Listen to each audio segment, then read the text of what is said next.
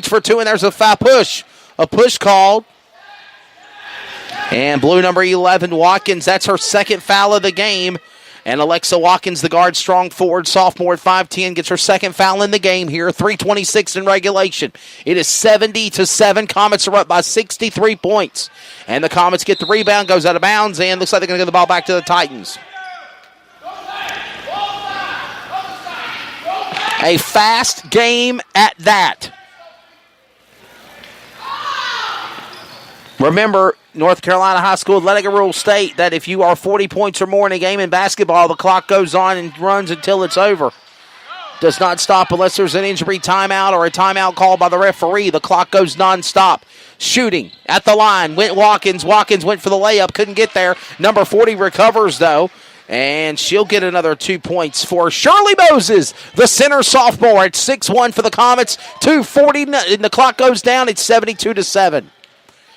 As Arrington goes inside to Harris one more time. Harrington back to Harris again. Back to Harrington. Under pressure is going to be number 10 of Richardson for the Comets. And going out of play is going to be... It's on the Titans. Comets recover. No, Titans recover. Titans will keep it back in play.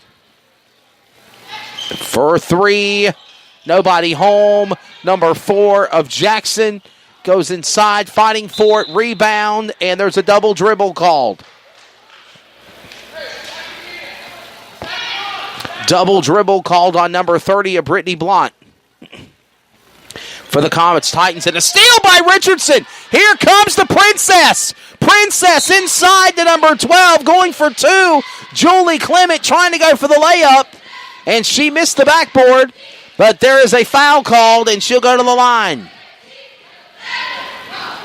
Foul on number 4 of Jonah Jackson. Number 4 for the Titans. This will bring up number 12, Julie Clement, the guard junior, at 5'4" to the line for the Comets, and she'll shoot 2. And she misses the first one.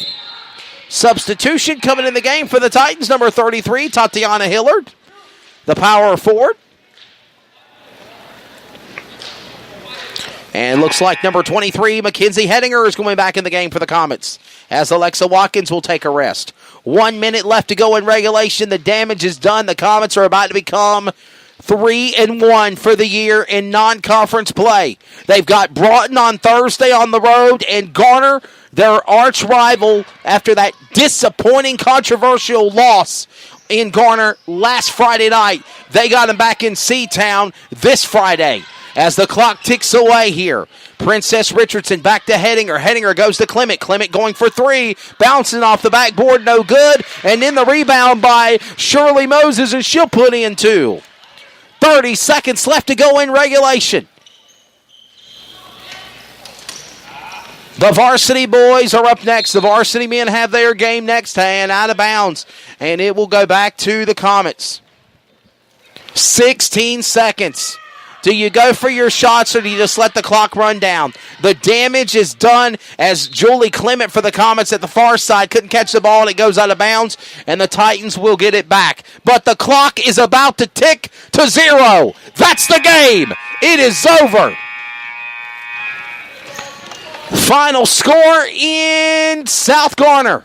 The Comets 74, and the Titans 7, as both players on both sides of the ball come back and congratulate one another, saying great game, and handshakes and love and respect by the coaches. Of course, Marlon Lee, the head coach for the varsity Comets, had to leave early and had an assistant coach come in and step in, but the damage was already done. 74-7, the final score. Coming up, varsity men's basketball high score of the game for the Comets was, of course, number 5, the guard forward senior, 5'10" of Asia Todd.